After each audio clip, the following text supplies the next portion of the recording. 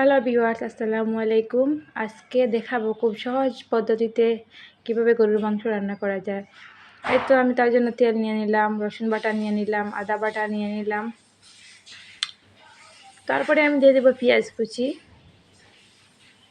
আসলে আমরা বাসায় সবসময় গরুর মাংস মশলা ইউজ করি।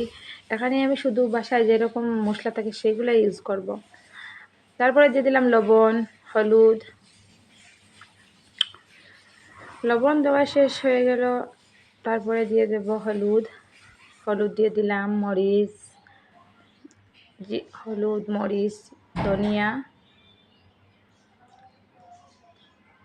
আমি এরপরে দিয়ে দেব এখন জিরা গুঁড়া, পাঁচফোড়ন গুঁড়া একসাথে দিয়ে দেব। অনেকে দেখা যায় রান্না শেষের পরে জিরা আর পাঁচফোড়নটা দেয়। আমি একসাথে সব কিছু দিয়ে মাখো করে রান্নাটা বসিয়ে দেই।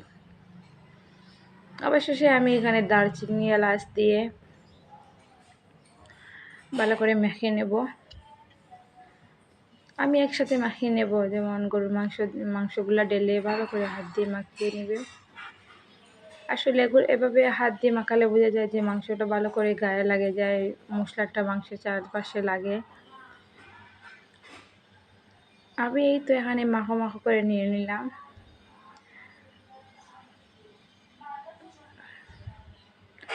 আমার মাখাটা শেষ হয়ে গেল। আমি 2 মিনিট ধরে এভাবে মিক্স করেছিলাম। লাস্টে ভাবছিলাম মরিচ একটু কম হবে, তাই দিলাম।